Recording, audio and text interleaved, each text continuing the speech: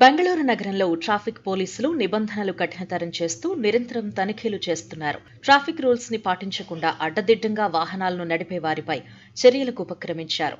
Special డ్రైవ్లను నిర్వహిస్తూ road ప్రమాదాలు జరగకుండా జాగ్రత్తలు తీసుకోవడంతో పాటు ట్రాఫిక్ రూల్స్ పాటించని వారిపై కఠిన చర్యలు తీసుకుంటున్నారు.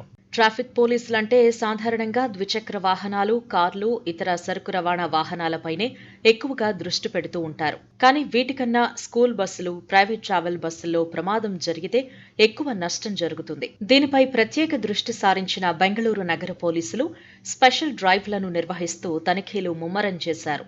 ఉదయం 7 నుంచి 9 గంటల వరకు అన్ని ప్రాంతాల్లో ఏకకాలంలో ట్రాఫిక్ పోలీసులు రోడ్లపైకొచ్చి స్కూల్, కాలేజీ బస్సులను తనిఖీ చేశారు.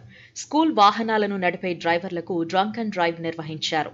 మొత్తం 3,414 వాహనాలను తనిఖీ చేయగా 16 మంది డ్రైవర్లు మద్యం సేవించి స్కూల్, కాలేజీకి చెందిన వాహనాలను నడుపుతున్నట్టు గుర్తించారు. అటువంటి డ్రైవర్లపై క్రిమినల్ కేసులు నమోదు చేసి వారి డ్రైవింగ్ లైసెన్స్ సస్పెన్షన్ కోసం ఆర్టీఓకు పంపినట్లు తెలిపారు.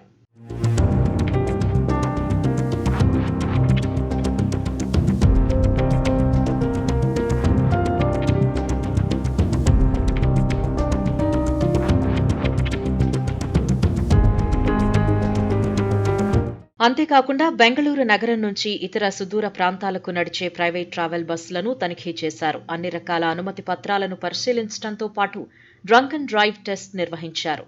ఒకే సమయంలో నగరం మొత్తం 2,762 బస్సుల్లో డ్రంక్ అండ్ డ్రైవ్ పరీక్షలు నిర్వహించగా 12 మంది డ్రైవర్లు మద్యం తాగి బస్సు నడుపుతున్నట్టు తేలింది.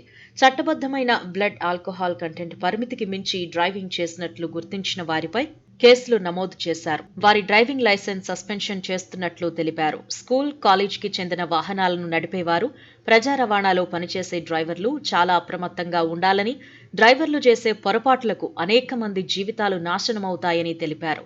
ఇకపై స్పెషల్ డ్రైవ్లు నిర్వహిస్తూ తరచూ చెకింగ్ చేస్తామని, నిబంధనలు అతిక్రమిస్తే కఠినంగా చర్యలుంటాయని పోలీసులు హెచ్చరించారు. స్కూల్ యజమానులకు, ట్రావెల్ యజమానులకు పలు సూచనలు చేశారు. డ్రైవర్లపై నిత్యం నిఘా ఉండాలని, తాగి ఎవరైనా వాహనం నడుపుతున్నారా అనే విషయంపై యజమానులు కూడా తనిఖీ చేస్తూ ఉండాలని హెచ్చరించారు.